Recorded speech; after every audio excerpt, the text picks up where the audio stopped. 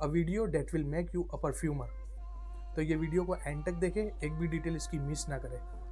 Hello दोस्तों, this is Rizwan and you are watching a perfume talk.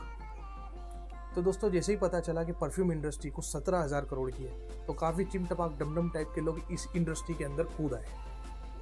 कुछ लोग 100 रुपये की कुप्पी लेके इंटरनेशनल क्वालिटी का परफ्यूम को क्लोन कर रहे हैं, और कुछ लोग टी शर्ट की बदबू की फ्रेग्रेंस निकाल रहे हैं, और कुछ लोग तो कोल्ड ड्रिंक की फ्रेग्रेंस निकाल रहे हैं, और कुछ माँ अनुभवी तो गुटखा की फ्रेग्रेंस निकाल रहे हैं। तो इस भसन चौधरी को देख के हम जैसे परफ्यूम लवर ने यूट्यूब पर आने का सोचा और परफ्यूमरी लोगों तक पहुंचाने का सोचा।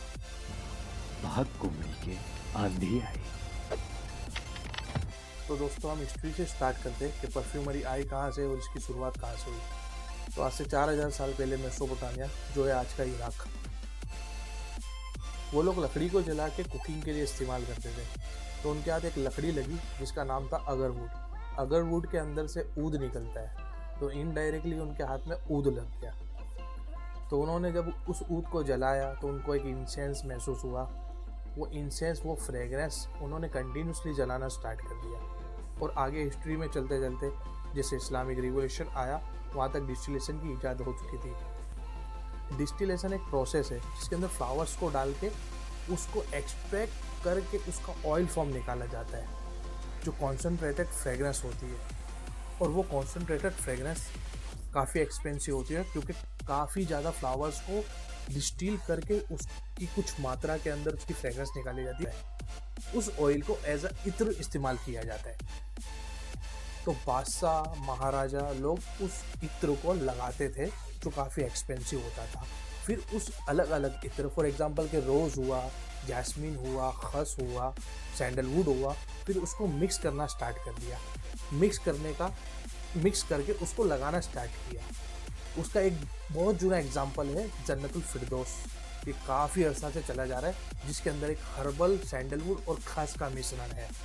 तो जिस तरीके से डिस्टिलेशन किया गया और डिस्टिलेशन के बाद फ्रेगरेंस ऑयल को निकाला गया, तो हिस्ट्री में फिर और आगे चलते 13वीं सेंचुरी के आसपास अंग्रेजी महारानी एलिजाबेथ के टाइम पे परफ्यूमरों द्वारा अल्कोहल बेस्ड परफ्यूम को बनाया गया और उसका नाम दिया गया हंगरी वाटर।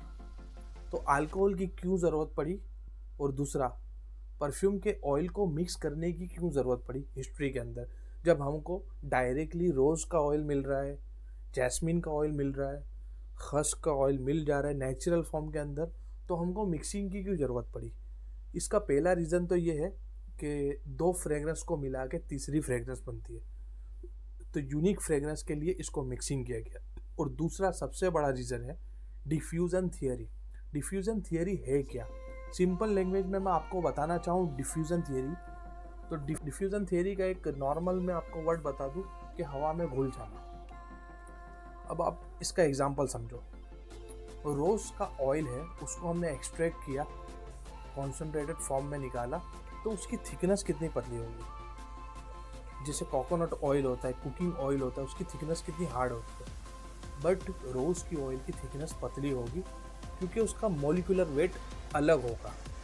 हर चीज़ के कार्बन एमिशन अलग अलग होते हैं और मॉलिक्यूलर वेट अलग अलग होंगे।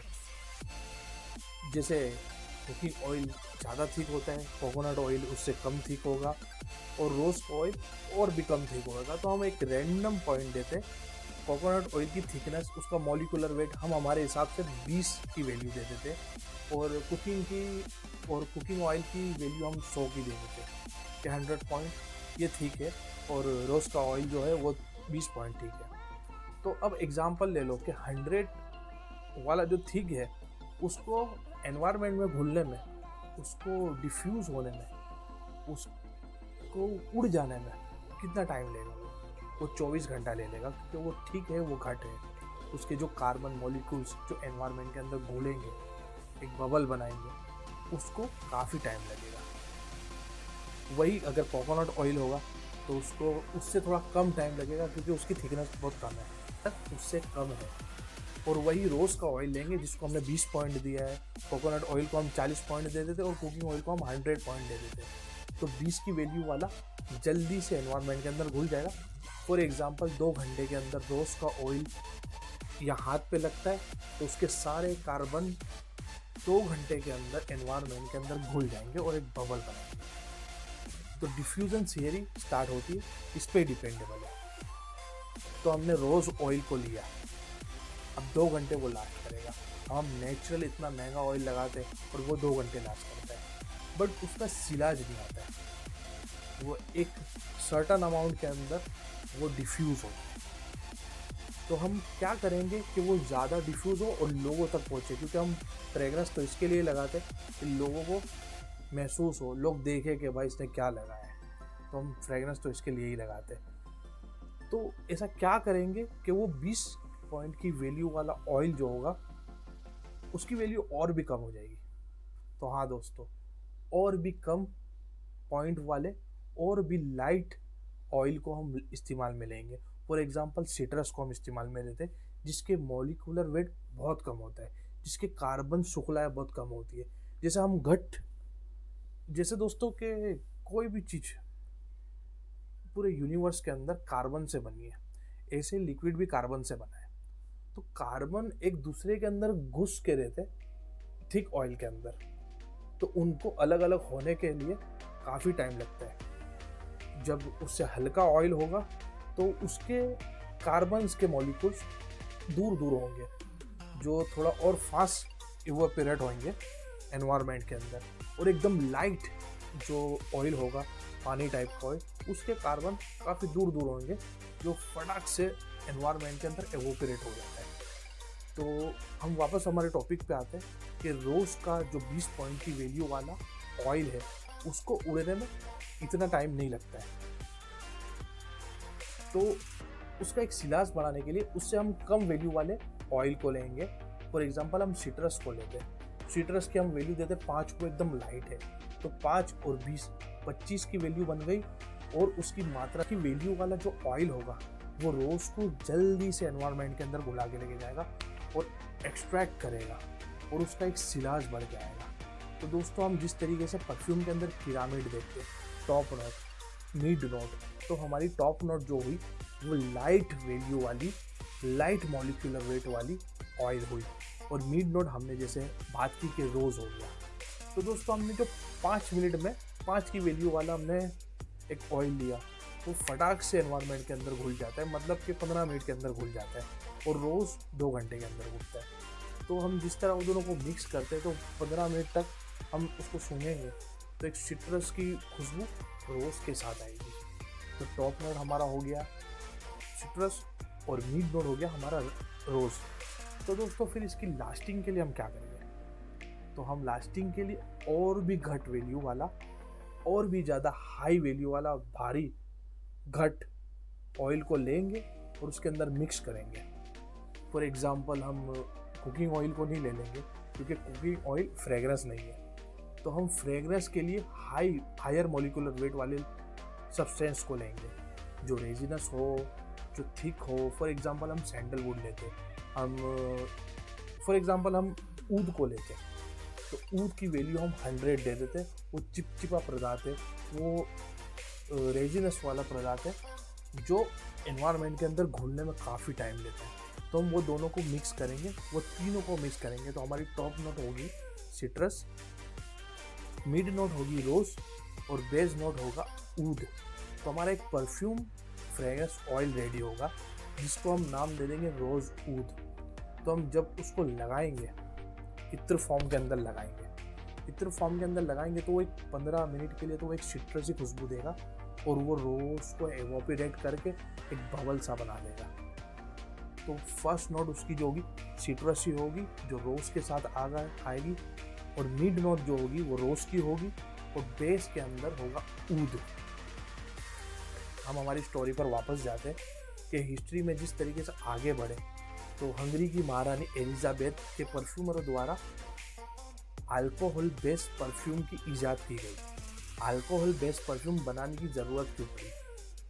तो जैसे हम एग्जांपल लेते हैं कि कार पेंटिंग, तो कार को हम ब्रश से पेंट करते हैं, तो उसका पेंट का इफेक्ट कैसा होता है और उसको करने में कितनी देर लगती है। ऐसे हम डायरेक्ट ऑयल को लगाते हैं, तो वो लगाया, ऐसे कार को ब्रश से पेंट किया, बट कार को स्प्रे से पेंट करते हैं, तो स्प्रे से पेंट करने के अंदर, तो स्प्रे से पेंट करने पर कार की कलर के क्या इफेक्ट होती है। तो सेम है दोस्तों, परफ्यूम लगाने पर वो ऐसे मॉलिक्यूल्स आ गया। तो दोस्तों ये थी डिफ्यूज़न थियरी।